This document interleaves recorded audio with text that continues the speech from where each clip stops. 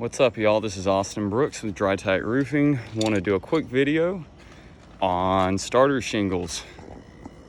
All right, so the starter shingle is always the very first shingle, first course that gets laid on the roof.